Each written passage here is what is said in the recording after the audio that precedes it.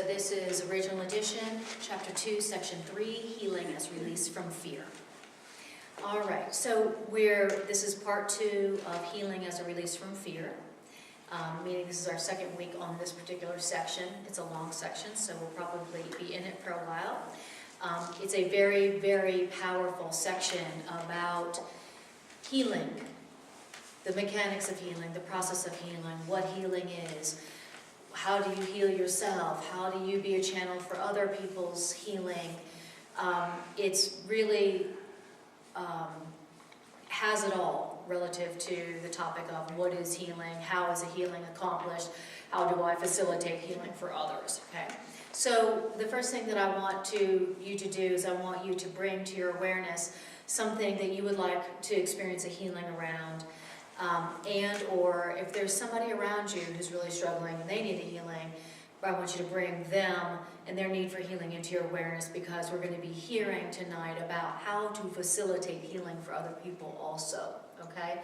So I want you to bring that to awareness for yourself and or for someone else who also needs a healing. And they are completely connected, because as you allow the correction of your own ego errors, that's how you automatically facilitate it for others. So, has everybody pulled something to their awareness? If not, you can borrow some of mine, okay? And you work on it for me, and then tell me the answer you received after, okay? All right. I always want these classes to be practical. I want to use them, use them, use them. All right. So it says, all material means which man accepts as remedies for bodily ills are merely restatements of magic principles, okay? Physical remedy is just it's a magic trick, okay? So the best you're going to do with a physical remedy is maybe the physical symptom will go underground and pop up with something else, and you'll say that you were healed, but not really, okay? What you experienced was magic, all right? So, then it says, it was the first level of the error to believe that the body created its own illness. That was the first level of the error. Hi, Chris. And it is a second misstep to attempt to heal the body through non-creative agents. Okay? So, first mistake, thinking the body created its own illness. Second mistake, that you can heal the body through non-creative agents. What's a non-creative agent? Anything physical. Okay? All right. Anna, where are you at again? I'm in Chapter 2, Section 3, Healing as Release from Fear. Do you see the paragraph? I couldn't find it either. It's over here on page 27, right down here. Oh, it's further down. When did you start the beginning of it? Last week, 2 weeks ago. So is it paragraph 53? 57. 57. Okay. Okay, gotcha. Okay. Figure out where it was. And Chris, we're in the original edition, and so I'm going to give you one. Okay. Oh, okay. I have two. I just happen to have two copies right here. Okay. Cool. So we are in paragraph. You're going to have to turn the page, Okay. and I'm going to show you where this is. This is 31. In here. On the right hand side. Okay. Here we go. Right here. Are you familiar with the course? Yeah. Awesome. Okay. What's your name? Karamia. Nice to meet you. Okay. All right. So here we go. I'm going to start that over from the beginning. Okay. All material means which we accept as remedy for bodily ills are merely restatements of magical principles. See, it was the first level of the error to believe that your body created its own illness. That's the first level of the error. Second misstep is to attempt to heal the body through non-creative agents, okay? But it doesn't follow, however, that the use of these very weak corrective devices is evil, okay? So it's not evil to try to do what? To use these very weak corrective devices. What's a very weak corrective device? Anything that you use to heal your body, any non-creative agent, anything physical. Anything physical that you're going to try to use to heal your body is a very weak corrective device. Are you meaning medications? Yep, Okay. that's where we're going. And anything, okay? And so it says that, yeah, you know, the first mistake was that you thought your body made or created its own illness. That's the first mistake.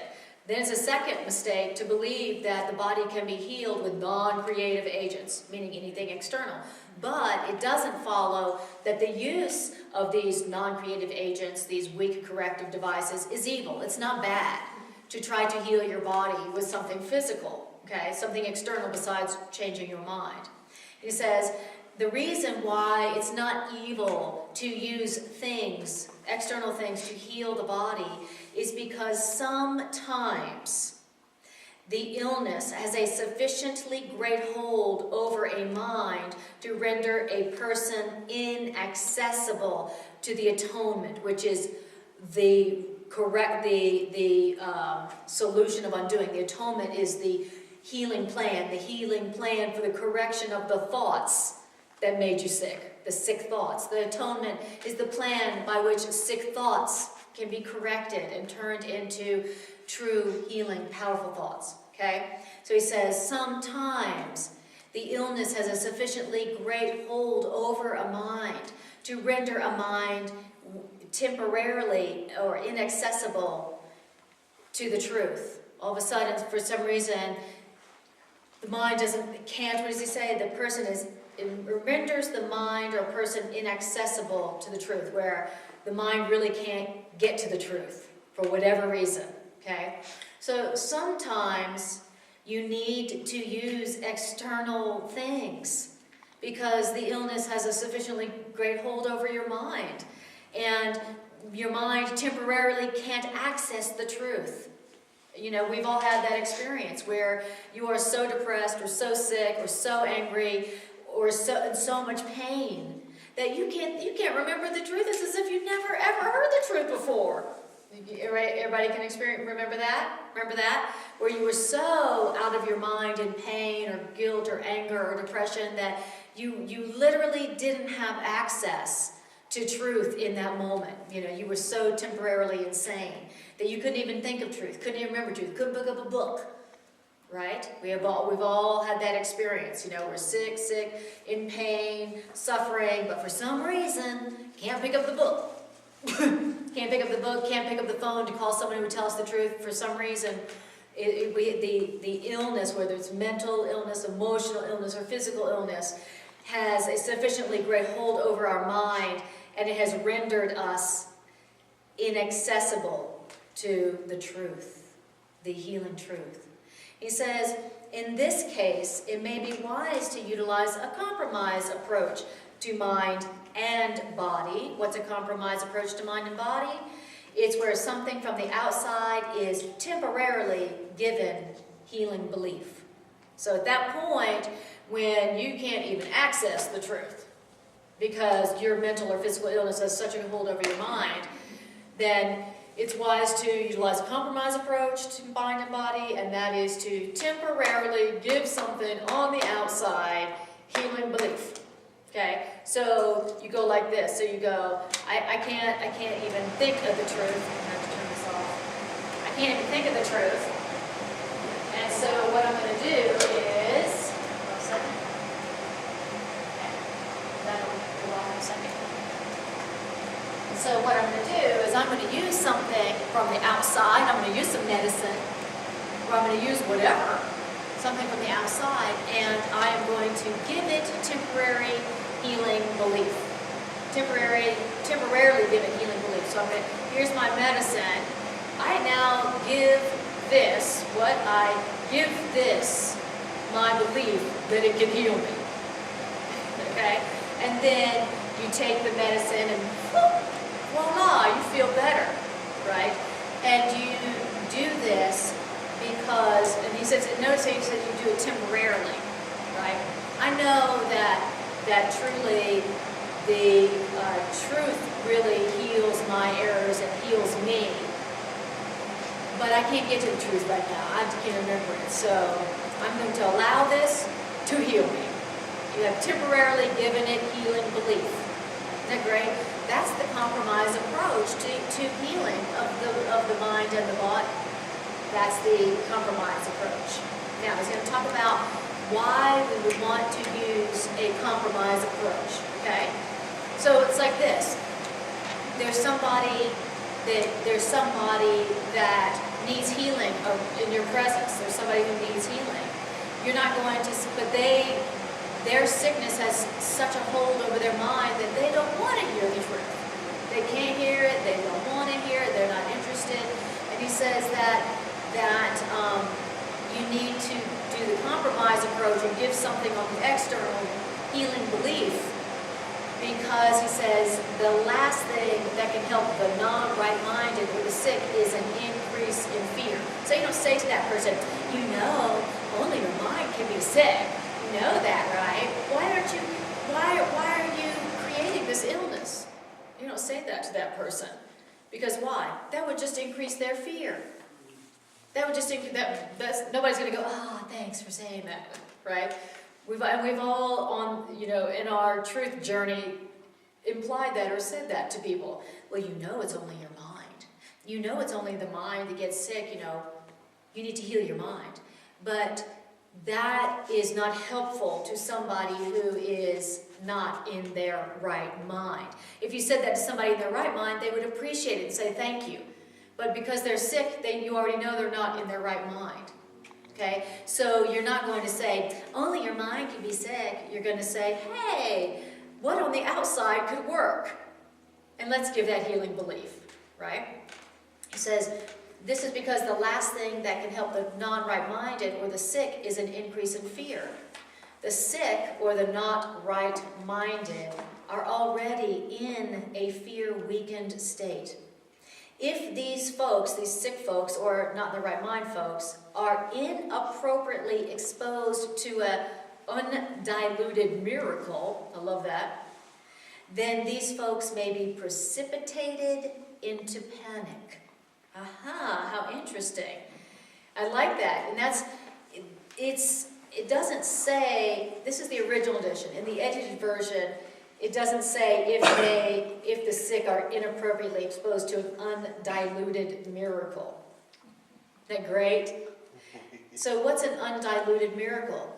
It's a miracle where you accept that you're suffering from something on the mental level, the mind level, and you accept the correction on the mental mind level, and then you're healed, you're cured. Poof, it's gone. Whatever it was. Okay? That's an undiluted miracle. And for the most part, when we are not in our right mind, then if we experience one of those, we would be precipitated into panic. We would panic, right? And Holy Spirit knows who are the folks who would panic if they had received an undiluted miracle, meaning a miracle that was like, I changed my mind, poof, I'm healed, right? And so Holy Spirit uses the compromise approach and goes, hey, why don't you take these herbs? Here, why don't you go to this doctor? Here, why don't you do that? Right? Okay. And he says that...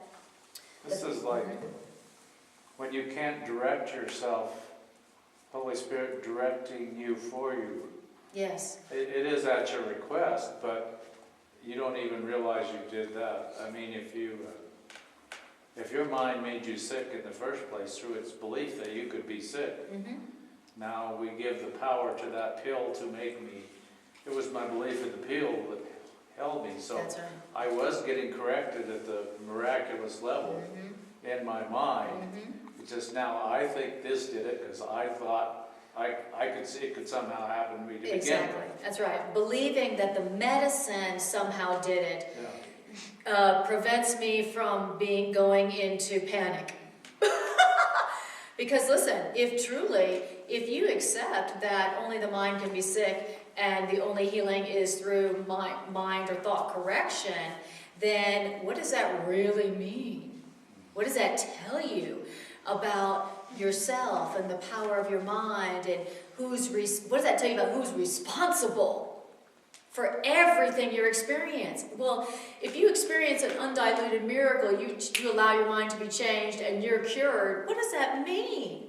It means that you are not a victim, you've never been a victim, and you are 100% responsible for everything that you've ever experienced. If you can change your mind like that and change your body, that tells you you're responsible for everything in your experience. And that is the ultimate threat to the ego. That, for the ego really does panic. The ego really would panic if you were to like have that realization.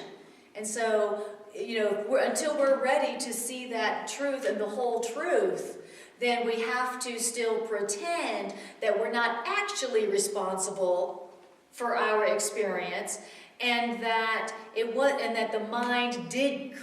body did create its own illness. So that my ego doesn't experience the panic of seeing my 100% responsibility, then I'm going to believe that the body created its own illness and that something physical could cure it. Wow. That's why we're afraid to use our minds to heal, and only our minds. Because number one, it would work, and then we would go, holy crap, I am responsible for my experience, 100%. My mind is that powerful. And most people aren't ready to accept that level of responsibility. And they would rather die a horrible death. They would rather suffer, and try to find this to heal them and try to find that, than to accept the power of their own mind. So is this like me. Is this where to accept responsibility, mostly when we do that, we accept the blame. Right, We're exactly. not past the blaming thing. That's right. I must have hated myself to do this to Right. myself. That's right. But in truth, no, you just believed something that wasn't true. That's right. And that's how you did it to yourself. Exactly. You need to accept the innocence of ignorance. Yep, absolutely. If you'd have knew any better, you wouldn't have believed that. Thank you. The innocence of ignorance. I like that. Exactly. Taking responsibility isn't blaming yourself for it. Taking responsibility is going, wow, my mind's just that powerful. And it was a mistake. And it was an innocent mistake. If I knew who I was, I wouldn't have made it. I like that. Yes? So then, when you get into a situation where, say, something's going on, and, because, sometimes I get into situations where something's going on, and then I'm like, but I've been doing the course for a while, and so if I go and take medication for that, then that means I'm doing something wrong. But if I understand you correctly, I'm not doing anything wrong. Not at all. I mean, this is advocating a compromise approach.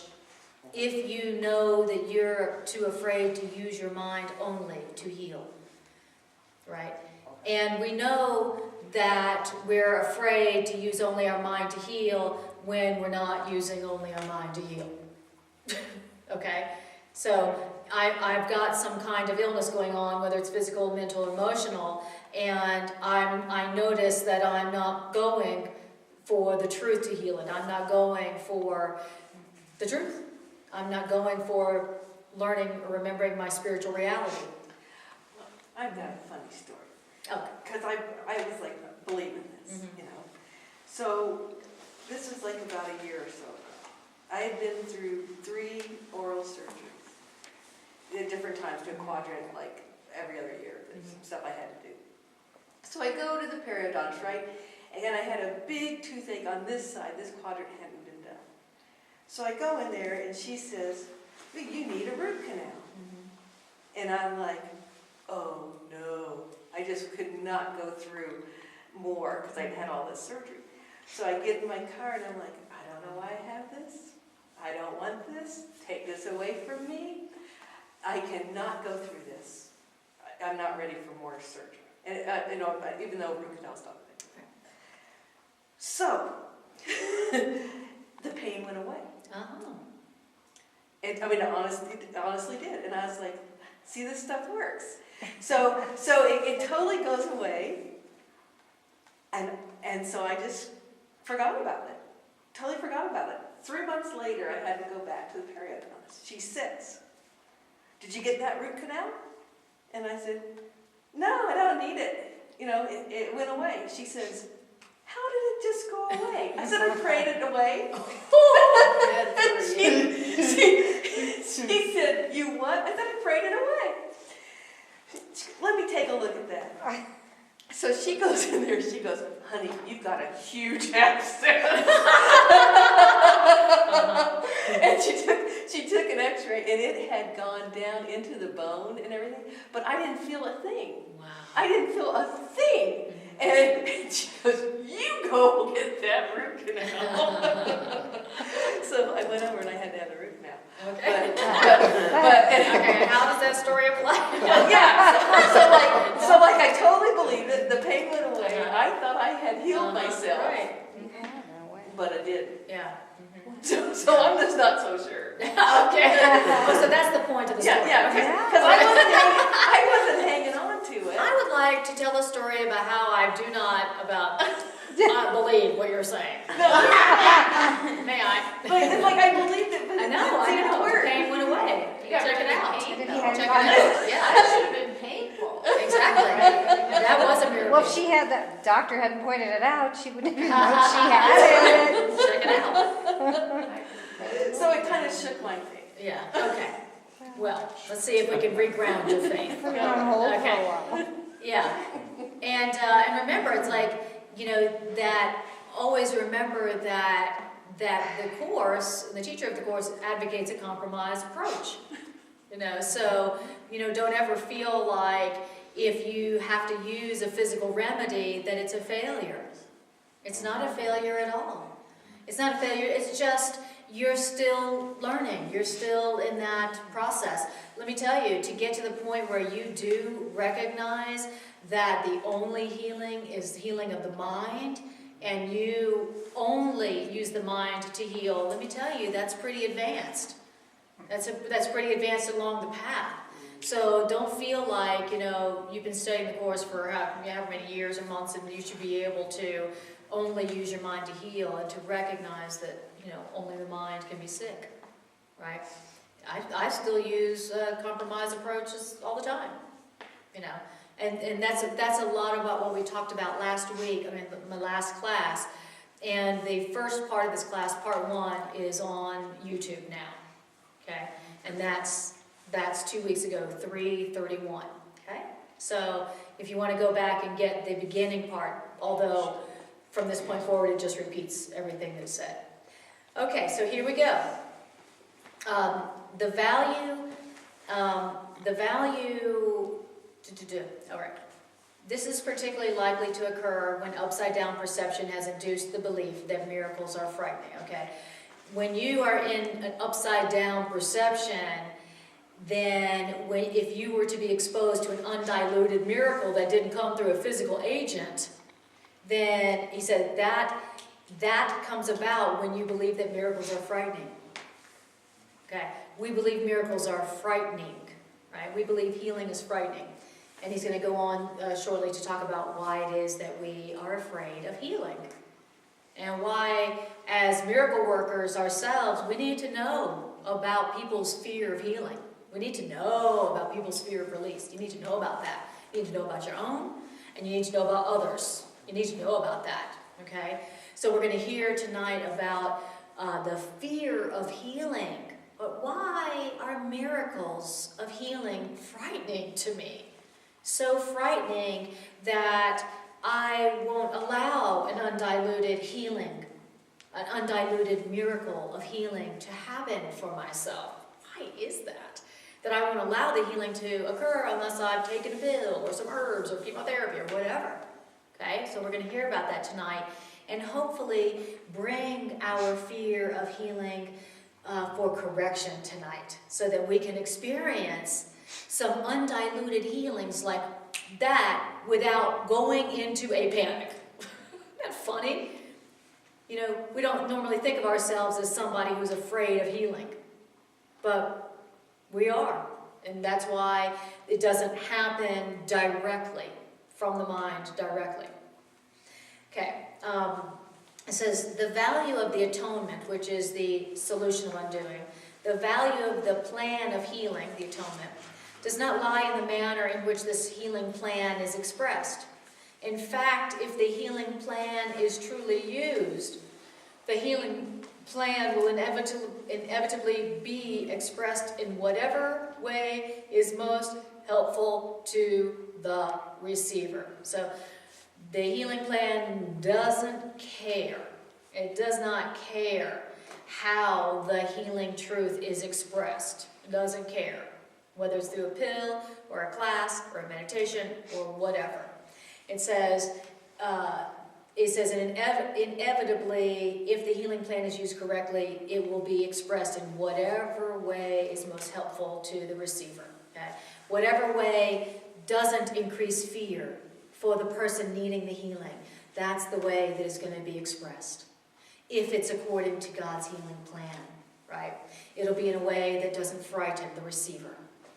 Then it says, this means that a miracle of healing, to attain its full efficacy, must be expressed in a language which the recipient can understand without fear. But it doesn't follow by any means that this is the highest level of communication of which the recipient is capable. It just means, however, that it is the highest level of communication of which the recipient is capable now. The whole aim of the healing miracle is to raise the level of communication, not to impose regression in the level of communication in the improper sense upon it. Okay, so that's the point. The point is that when the healing plan is being used, called the atonement, called the solution of undoing, whatever you want to call the course, when the healing plan that came from God is being used, it's going to be expressed in the language that the recipient can understand without fear. And that doesn't mean that that's the highest level of communication that is possible for this person. It just means that it's the highest level of communication that the recipient can receive without fear. Okay? So the healing plan is going to express itself in whatever way the person can hear it and receive it in their language and in a way that doesn't frighten them. Now, for some people, that means sharing a healing with them through talking about the Broncos. Now, that doesn't mean that's the highest level of communication possible. It just means that that is a way you can communicate love and truth to them without fear. Right? And some people you will speak whatever language they speak. If somebody speaks Bronco-ese, then that's what we're going to talk to them in. That's what Holy Spirit is going to show us, how to share the truth, the healing truth with them. Whatever it is, the healing plan doesn't care. God doesn't care. God doesn't care if you heal them through talking about the Broncos. God's like, good, whatever. He doesn't care. It doesn't matter if it comes through the Broncos, through the course, through herbs, through whatever. Okay? So that's something that you need to know about the healing plan that we call the atonement, that we call the course, that we call many different things. All right? So then it says, here's something important. Oh, yes, go ahead. So then, is this why, like on a mental level, I read this and I'm like, perfect sense, this is great. But then when I actually go to apply it and I open like my heart to it, it's like, Yes. ooh, it's like, Right. and is that why? Because like you were saying, that at some level, like if I open too much, Yes. it'll be too frightening. That's So- exactly right. So at the emotional level that I'm at, accepting this is the emotional level that I can accept. That's at this exactly time. right. That's exactly. We don't need the course, and we don't need a book either to heal ourselves. This is also a magic principle. I mean, it's a magic thing, right? It's a book. It's something external. But it's something that right now is speaking our language, a language that we can accept the healing truth in without panicking, right? And by all means, this is not the highest level of communication that Spirit uses, right? It's just where we're at, it's the language we speak right now with which Spirit can tell us the truth, and, you know, that wouldn't increase our fear, okay? So this is also just a physical remedy or something external also. Eventually, we're not going to need a book. Eventually, we will not need the course. Wouldn't that be awesome? Can you imagine? We won't need anything from the external to hear the voice of healing within our own selves, telling us the truth about ourselves, correcting our beliefs, correcting our sick beliefs, which are making our bodies sick, which is making our life sick, which is making our world sick. Okay? But for now, this is the highest level of communication of which we are capable without fear. I mean, for me, if I was to accept an undiluted miracle and I didn't even do my workbook lesson that day, that would precipitate me into panic. Oh my God, I entered the real world and I hadn't even done my workbook lesson that day. Oh my God.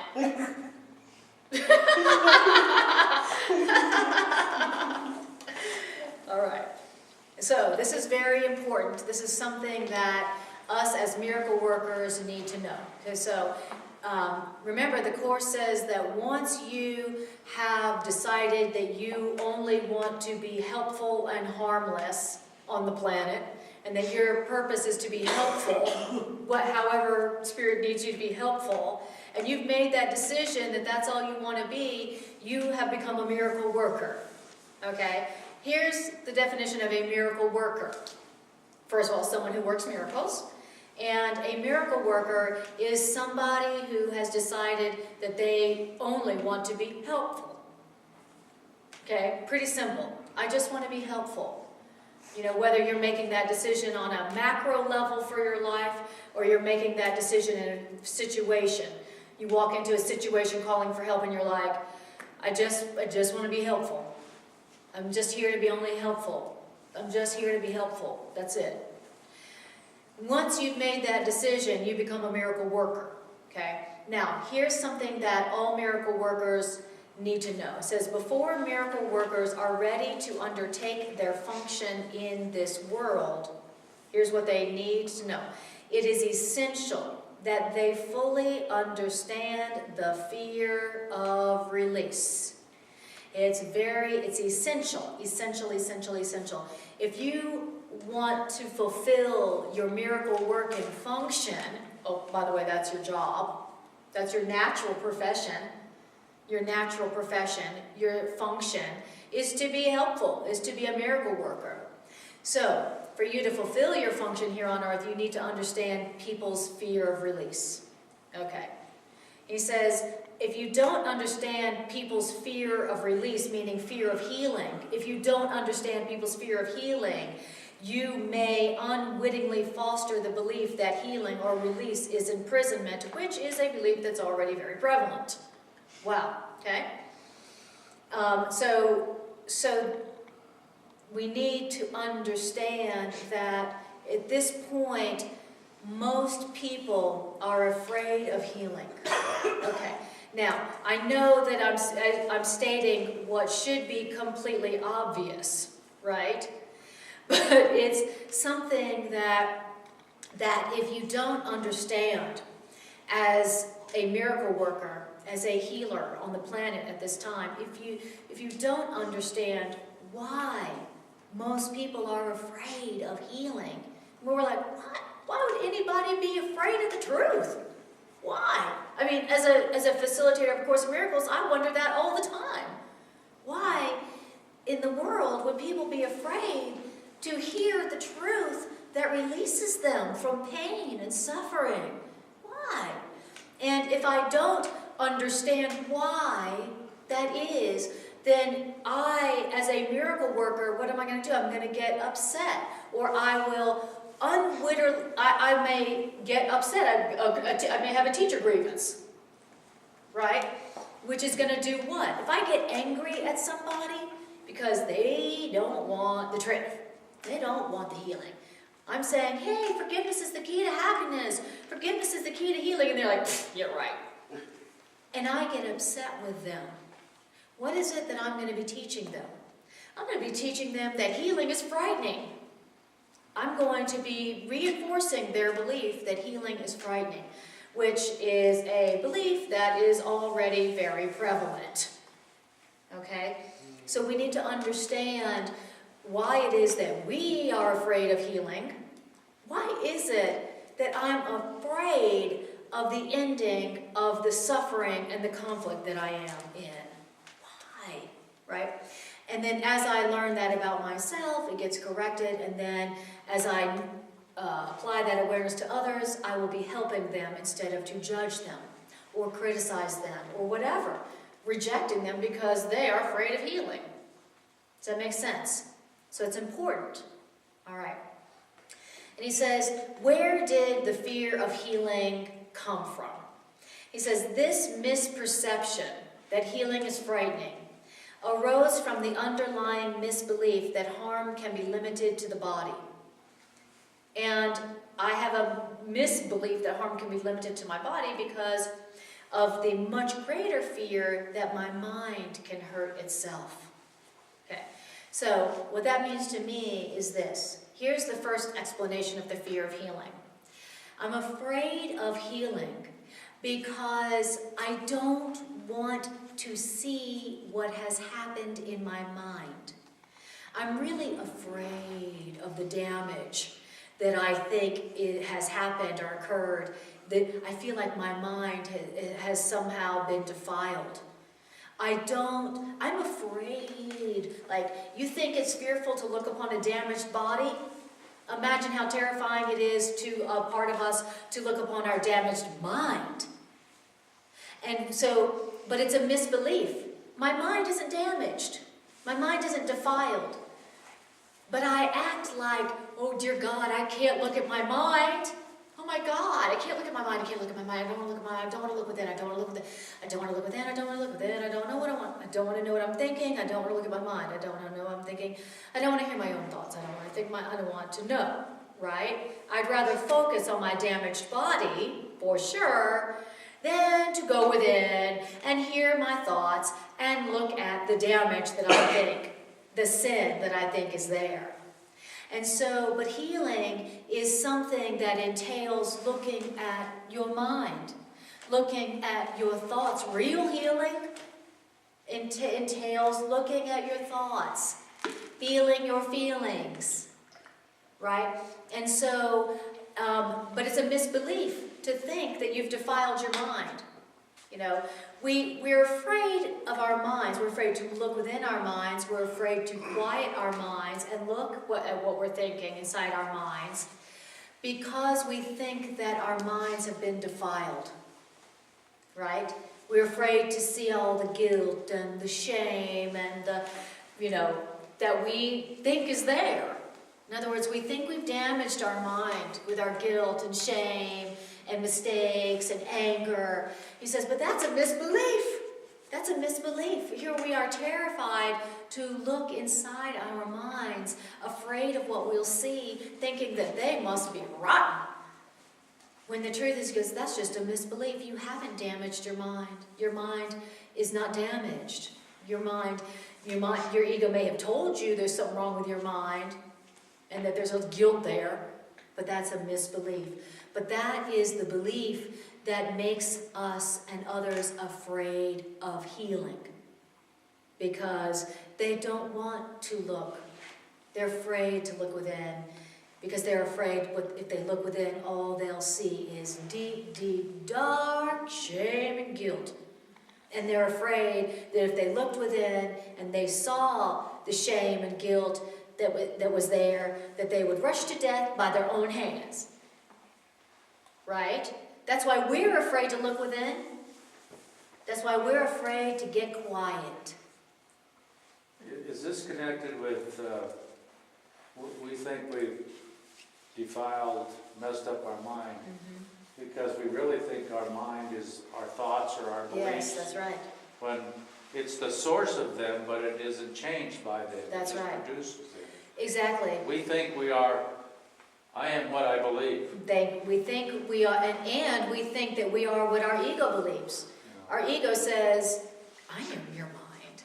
So it was our our thoughts and our beliefs that we found so frightening and ugly. That's right. But we think that's us. That's right, exactly. We don't realize, no, that's just the ego. That's just my ego. That's just a part. The ego is just a part of our belief about ourselves. It's not our mind. It's not who we are. It's just a belief about us that we adopted. And it is ugly, that's for sure. And if you think that your ego is your mind, then you will be afraid to look at your mind, because the ego is quite ugly. And the ego doesn't wish anyone well, and the ego wants you dead. You know, that's what the Course says. The ego is a parasite that is trying to kill you in order to live, and does not give a damn about you. Now, if you think that that's your mind, and you think that's you instead of just a belief you're holding, then you better believe you're going to be afraid of your mind. And you will be afraid of healing. You will be afraid of release. So, now does it make a little bit more sense why it is that we are afraid of healing and why others are afraid of healing? So, rather than go, okay, I'm going to look at my mind and, you know, Holy Spirit, help me see through the ego beliefs there to what's really there, to my own damaged mind, we say, oh, I don't need healing. I don't need healing. They do. I don't need healing. They do. That's what I say when I'm afraid of healing. I don't need healing. They do. Okay? All right, so then it says, neither error is really meaningful because the miscreations of the mind don't really exist. The recognition that the miscreations of the mind don't really exist, or let's say the recognition that the ego mind doesn't really exist, that recognition is a far better protective device than any form of level confusion, because that introduces correction at the level of the error. Okay? So the best protection is to go, the miscreations of my ego don't really exist. So denying the existence of what the ego has miscreated. Okay? That's the far better protective device, is denying the existence of the miscreations of the mind. I was wondering if you could address the emotional component behind this, because even as you're talking and I'm thinking about the dark, shameful thoughts, it's like I could just feel it like that terror rising up in me, Well, it's perfect. terror. Yeah, well, it's perfect that you're experiencing the fear of healing literally as we talk about it. And it makes perfect sense why your ego would feel that way right now. Yeah. You know, and in terms of emotions, you know, thank God that you felt that emotion, because that emotion is what is highlighting or showing up your belief. You know, the one right use of judgment is, how do you feel? How do you feel? And that's important to notice how you feel, because how you feel is coming from what you think, but very often those thoughts are buried so deeply that we feel the feeling first. We become aware of the feeling before we become aware of the thoughts we've got. So we've got to work backwards, okay? So now I may have buried my guilt and shame and my fear and anger. I may have buried it because I'm a good person. I'm trying to be a good person. I want everybody to see I'm a good person, right? So I buried the anger and the shame and the guilt, right? I buried it, but my feelings, don't let those thoughts be buried. You can't have those buried thoughts, those repressed thoughts, and not feel them. Now, you may mistake the feeling as being sourced from something else, and you may say, they made me feel that way. That made me feel that way. You made me feel that way. But the feelings are always being sourced by the thoughts that we have buried, because we're afraid to look at our own defiled altar, our mind. We're afraid to look at it because we're just certain that there's something dark and evil that's there. I mean, we've been spending lifetimes running from it, you know. So that great lesson, light and peace and joy abide in me. The first line is he says, you know, you think you are the home of evil, sickness, and death, or darkness. He says, you think that that's what's in you. You really do. And he says, and you also believe that if you were to see, if you were to truly look upon that evil darkness within you, that you would be struck with horror so intense that you would rush to death by your own hand, only to live on to see that impossible. Damn it. You would kill yourself somehow, only to live on going, that didn't work. Dang, I guess I will have to forgive. I tried to kill myself, that didn't work. You know, and then the soul goes, and then you go, and then your spirit teachers go, well, would you like to try forgiveness this time? How about, you know, suicide didn't work, death didn't work, how about, I don't know, forgiveness? Yes, you're like, okay, great. And then you come back in to learn that the only escape from pain is forgiveness, which is correct perception, right? So he's saying that we are afraid of healing and we're afraid of release because we think that there is evil, darkness, and sin somewhere within us, as we learned it was. And we're afraid that if we saw that darkness within us, that we would try to kill ourselves somehow, right? And this is why we're afraid of healing, because healing requires, real healing, lasting healing, requires at some point that you look at your thoughts and that you look at your feelings. And if they are not loving, and if they are not peaceful, then bringing them to love and peaceful correction. And that's what healing entails. And that's why people are afraid of healing. You might think, oh, I thought that person would be jumping for joy at an opportunity, a means of healing. I thought they would be jumping for joy, but they're not. They're running from it. What is up with that? That's what's up with that. That's why they do it, and that's why I do it. So is this trying to show us, it seems like you're saying, we need to separate our thoughts and beliefs. They are effects.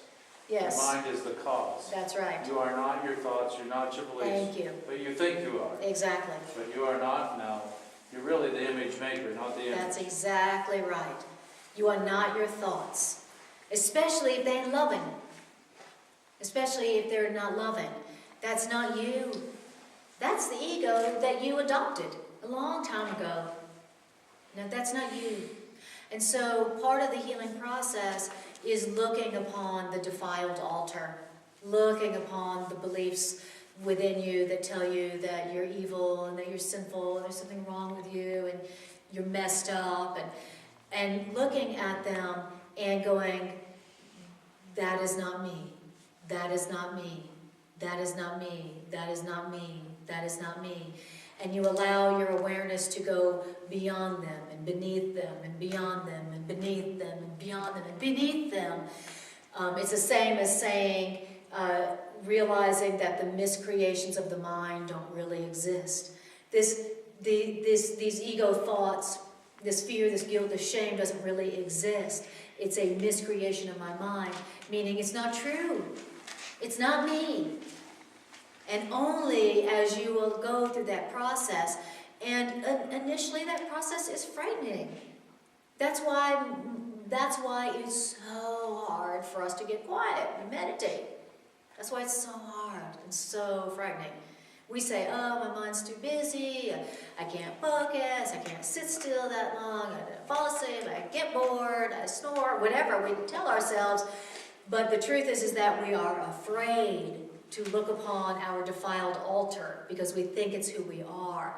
But only by looking upon it and denying its reality as you and continuing to go beyond that and beneath that, only then can we get to our mind, which can't be damaged.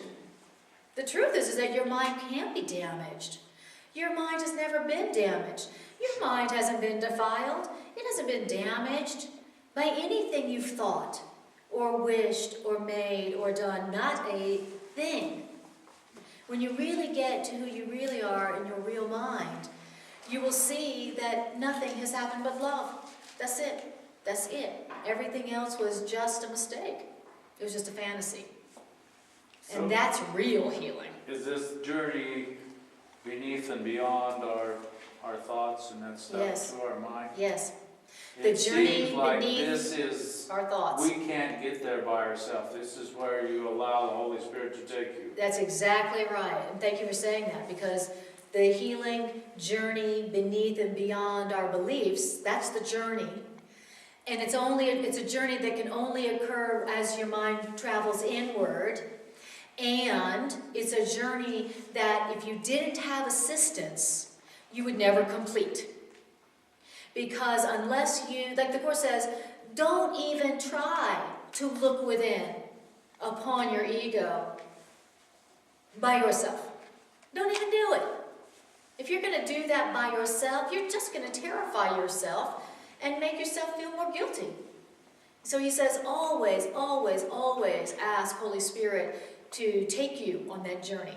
You know, it's Holy. He goes, I want you to imagine yourself traveling through these thick clouds. You can feel them on your face. You can't see anything through them. You're not sure where you are. You're disoriented. He's asking us to imagine our ego physically. And you imagine it by imagining that you're in a bank of dark clouds.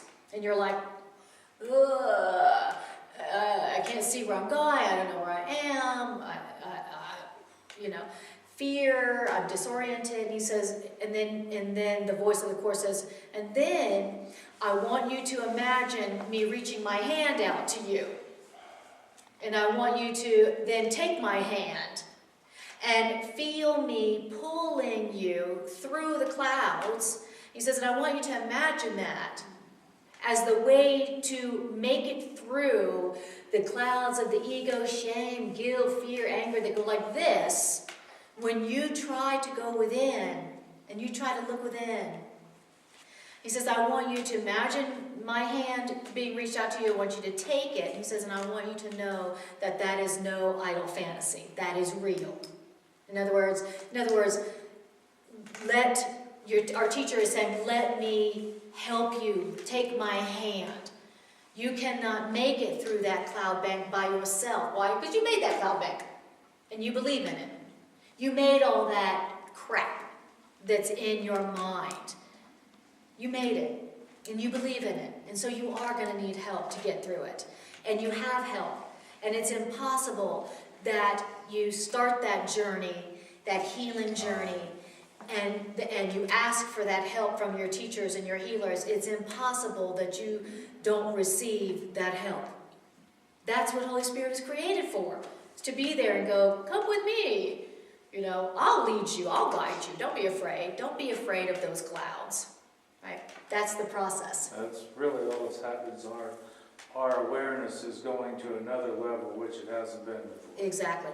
And the new level that it's going to is within and beneath the ego beliefs and thoughts, which will, by the way, be the first thing that comes up. When you decide, I'm going to close my eyes, I'm going to go within, I'm going to quiet my mind, and I'm going to go within my own mind to find the only source of healing that there is. I heard that it's in my mind. I'm going to have to go in there sometime if I really want real healing. Okay, I'm going to close my eyes and I'm going to meditate and become quiet and listen for the voice of the Holy Spirit for 5 minutes. And you close your eyes and it's like, right? And the first thing that starts is just like this chaotic chaos circus that's the first thing that comes up, right? You know, everything but quiet and everything but truth. And you have to know how to keep going. He goes, in that work with Leslie, he goes, keep going, thoughts can't stop you, keep going. And it is a process, and it is a journey, and it takes vigilance, and you are not alone, and you have help. But it's the only journey it's the only way to experience lasting healing. Damn it. It's just too bad, because there's such great herbs and pills around, let me tell you. It's so easy if you just take a pill.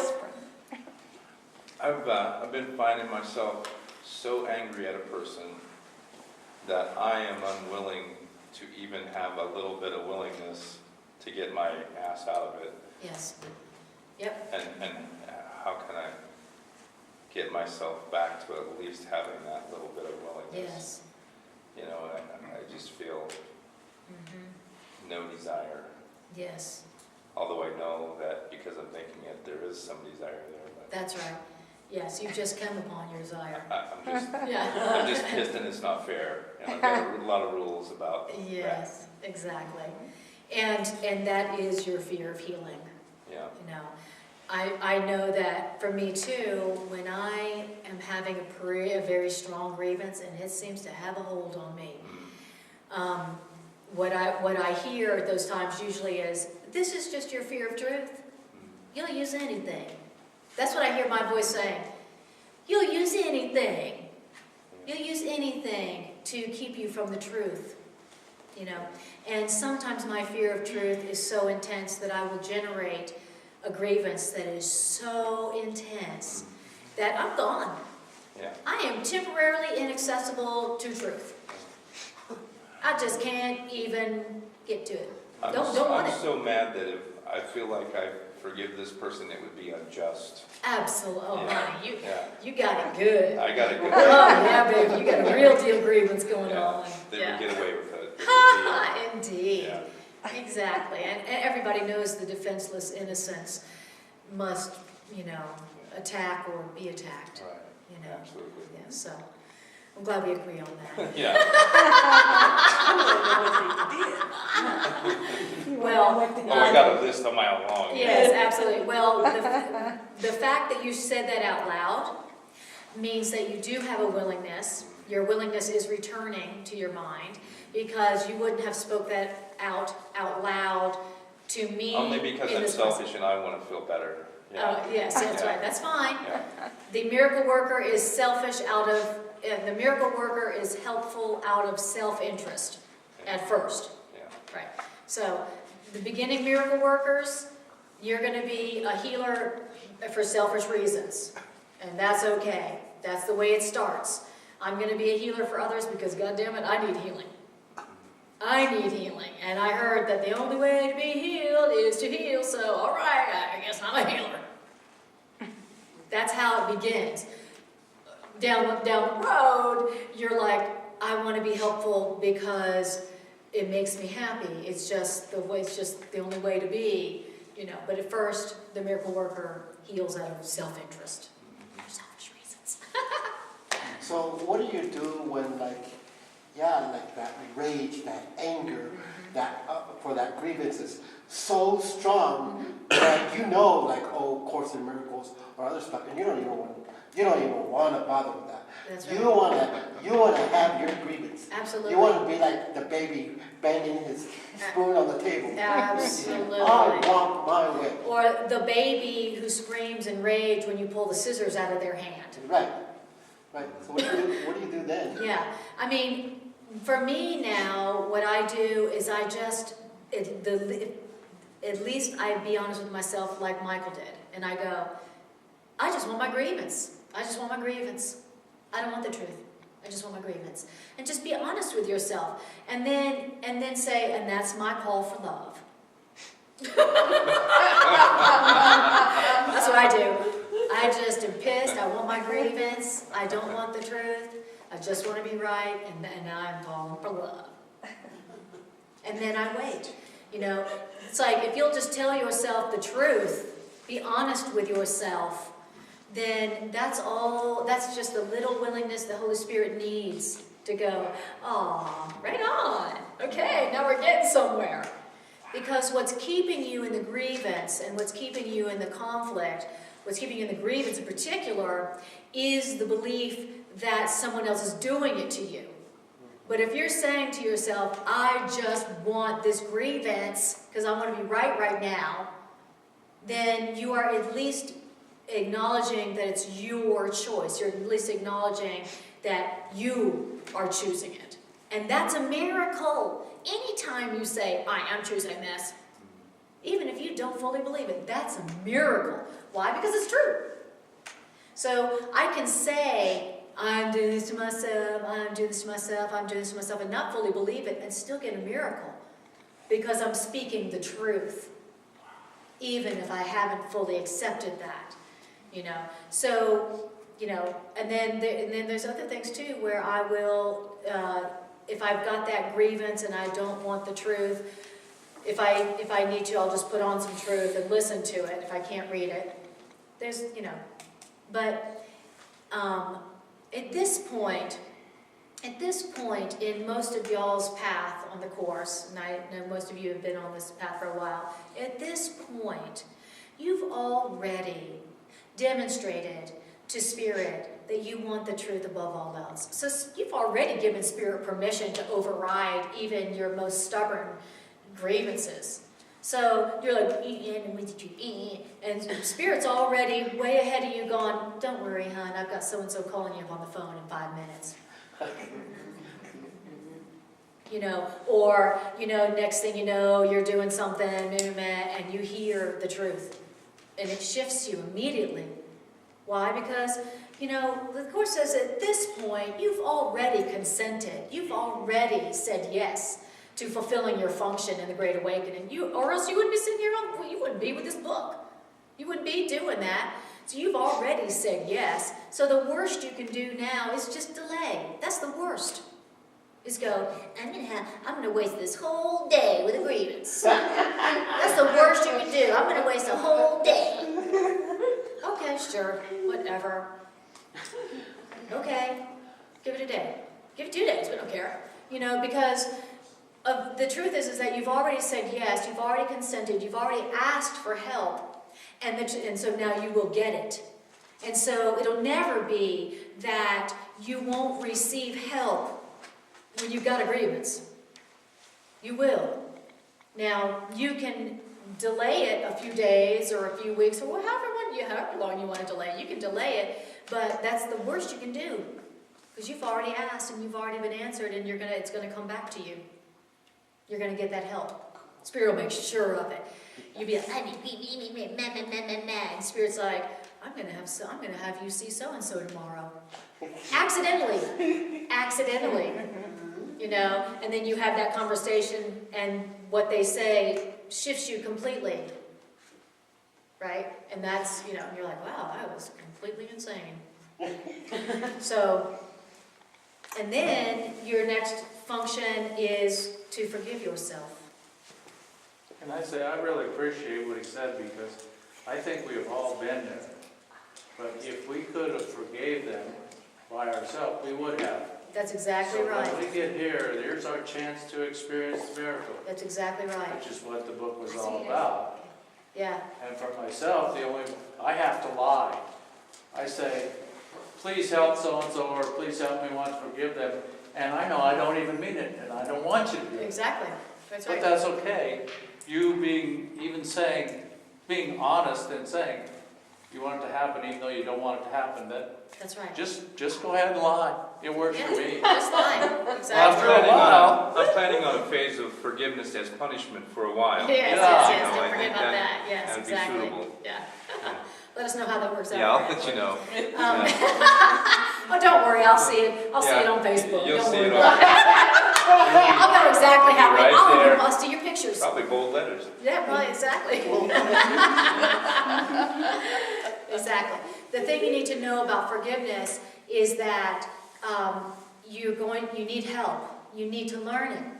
You got to learn it, because forgiveness is not inherent in the mind. Because the mind can't sin. There's no need for forgiveness of who we are, and so forgiveness isn't inherent in the mind. In other words, you're going to have to learn it. And you have to learn it through a teacher that appears to be outside of you or separate from you. Appears.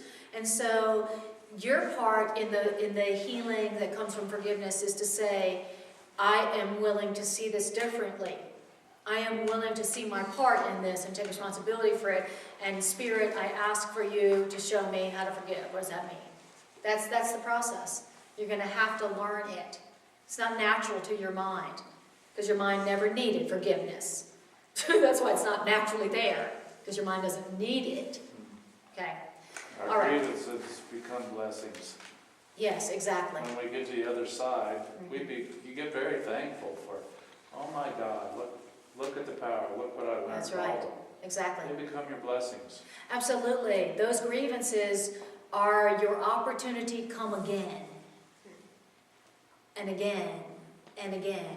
Are you ready yet to be free and help the world be free with you? Are you ready yet? You are? Great. Here's this old grievance. Here's this old grievance. Remember that old feeling? Here it is again. Why? Because your miracle working abilities and your fulfilling your function as a healer is going to be right behind that grievance. The Course says your miracle working function and all your good is right behind your grievances. If you're wondering where your power and your miracles and your abundance and your joy is, if you're wondering where it is, you've stashed it behind your grievances. That's where they're hidden. It's like a little Easter egg hunt. If you want to find the miracles, go find the little grievance turds. And take responsibility for them. And ask for help in learning to forgive. And then, there's all your power. We have stashed our power and our peace and our healing and our joy. We've stashed them behind our grievances. That's why he says forgiveness is the key to happiness, and forgiveness offers me everything I want. Right? All right. So, it is 10 minutes till 9. Thank God I just looked down at the clock. I'm having weird time things during these classes. It's like I need somebody to actually have a little sign. So we're going to do our love offering, our financial expression of appreciation. Thank you for your financial expressions of appreciation. They are profoundly appreciated. This is part of what I do for a living, and it helps to support the Miracle Center. Thank you too. All right. If you want to learn more about my holistic counseling practice or schedule a miracle psychotherapeutic session, go to annakajawa.com and give me a call.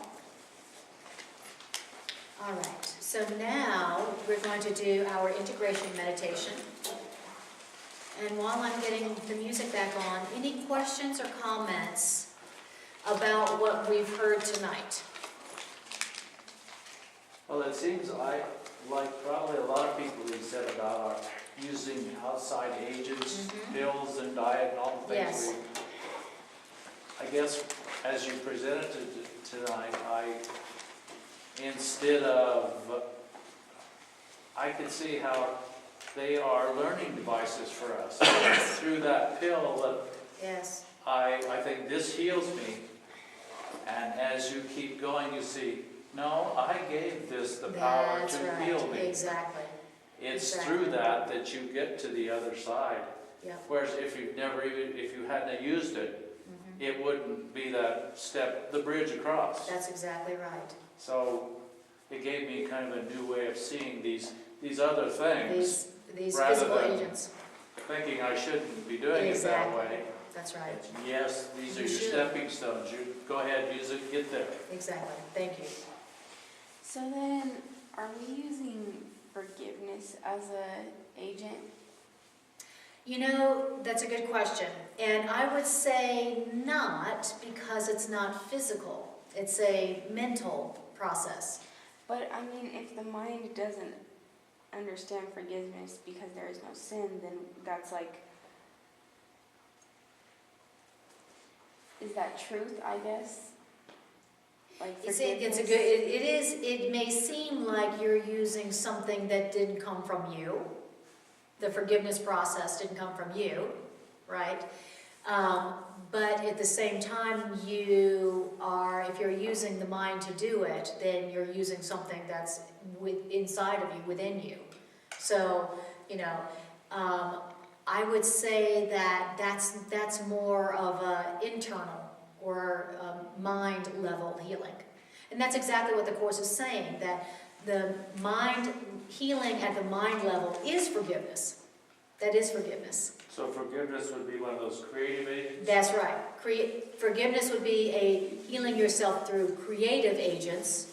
Using medicine or anything external is trying to heal the body through non-creative agents. It's a good question. Did I answer that? Okay. Anybody else? Comments, questions? All right. This is a really beautiful and powerful section on healing. The dynamics, the mechanics, the importance of it. And so that's what we're going to be focusing on for the next few weeks. The process of healing. What is healing? Okay? All right. So now we're going to do our integration meditation. And the purpose of this is to allow the ideas to go a little bit deeper than the intellectual level, the cognitive level, and sink down, and to allow it to do that by using it. So now we're going to use them, okay? So, close your eyes, take a breath.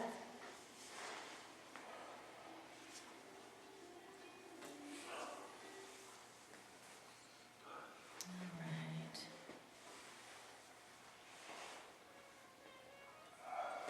All right. So just tune in to how you feel. How do you feel right now, having heard these ideas?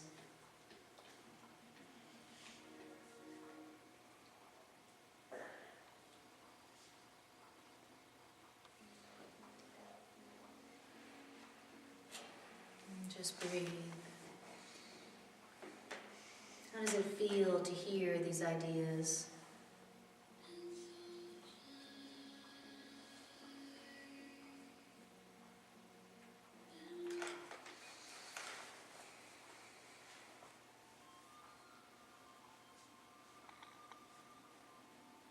All right, so I want you to bring to your awareness the area that you acknowledged at the beginning of class that you would like to experience a healing in.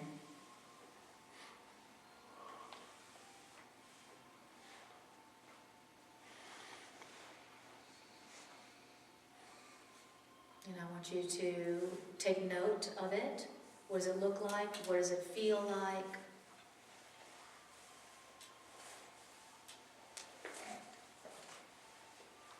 What's the story that you're telling yourself about this thing?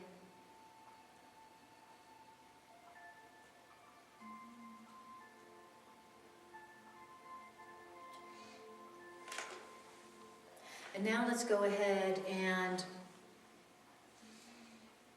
go for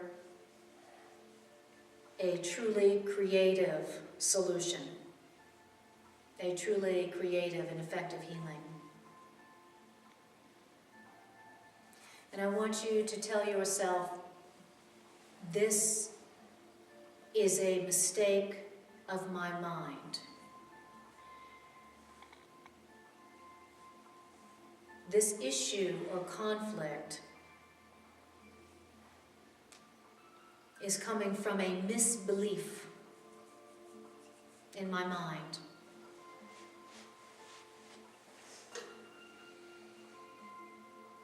And tell yourself again, I am mistaken.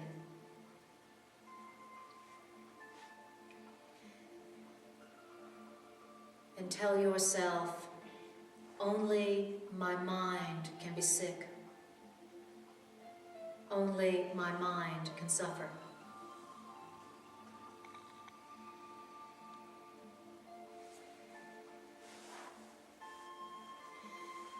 And then we begin the healing journey by acknowledging our willingness to look at our thoughts, to look at our misbeliefs in this situation. So now I want you to do a brief inventory of your beliefs relative to this conflict.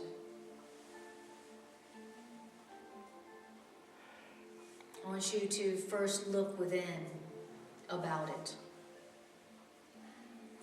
What's the story you're telling yourself?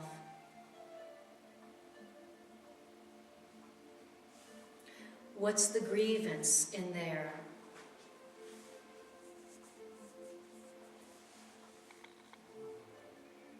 What are the fear thoughts and the guilt thoughts relative to this situation?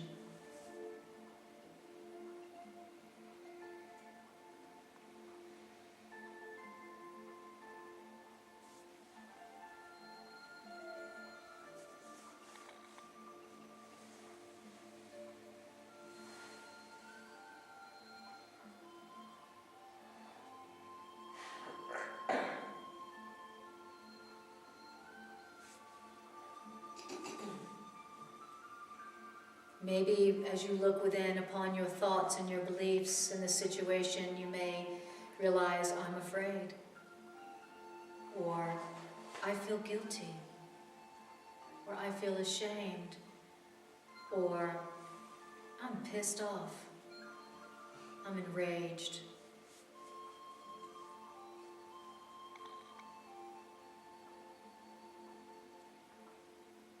And then I want you to tell yourself the truth, even if you don't believe it. I am responsible for my interpretation. I am responsible for this interpretation. I am responsible for this belief. I made myself feel this way. I told this story to myself.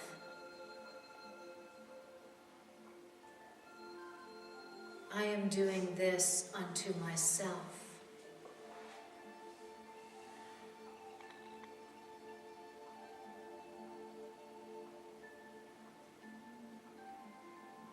First, we look within our minds.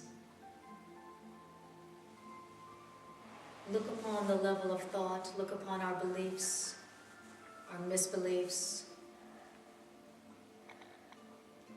Take responsibility for them. And then the next step in the healing process is to ask for the correction. Well, the second one is to acknowledge that we've been mistaken. Look at your beliefs, take responsibility for them, and then the second step is to acknowledge that you have been mistaken, because there's no peace.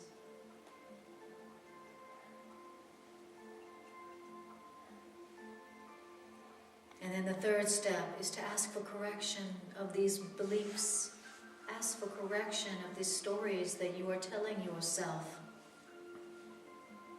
Ask for correction of your interpretation of the situation that's made you so unhappy.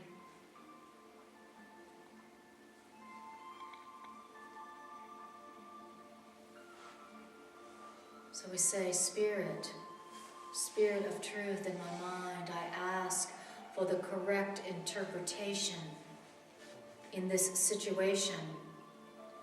I ask for the truth to replace my misbelief.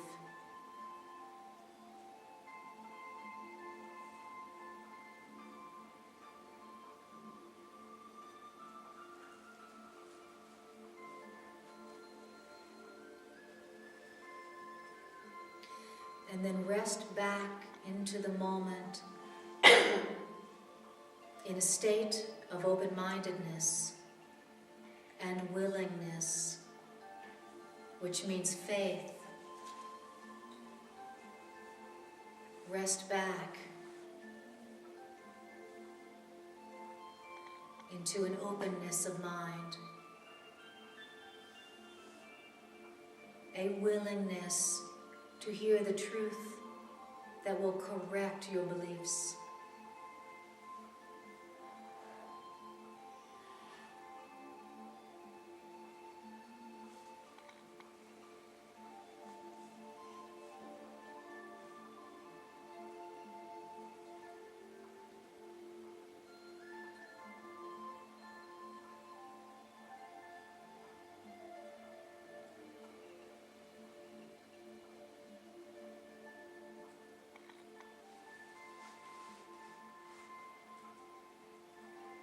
listen for what the Spirit of healing and truth tells you, and watch for what it shows you as you ask for the correction of your misbeliefs.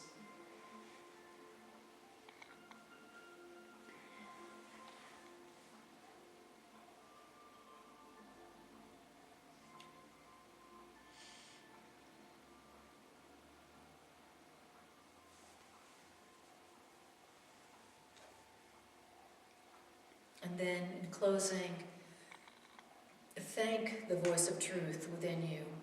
Thank that healer within you. Thank it.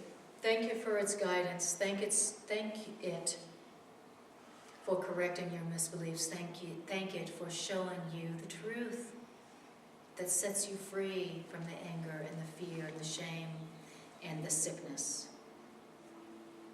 Thank you. Thank you in advance for your answer to me.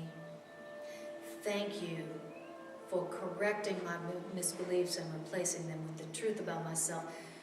Thank you, healer within, for healing me. Thank you for your healing. Thank you for healing me at the level that the sickness is.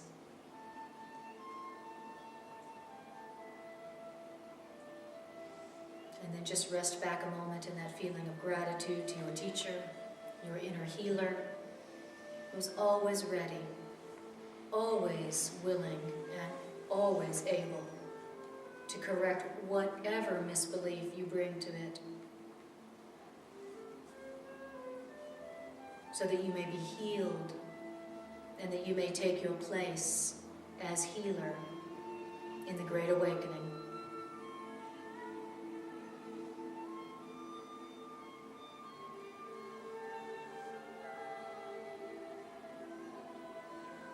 And take a breath and feel that, let that in.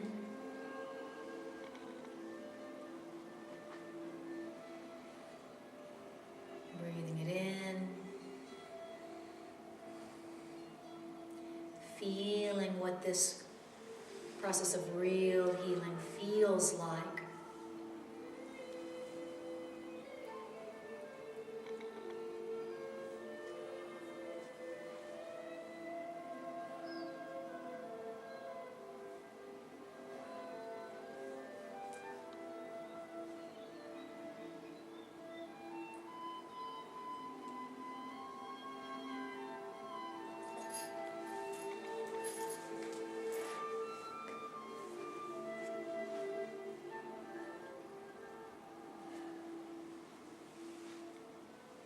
Beautiful. And when you're ready, just bring your awareness back to the room and back to your body.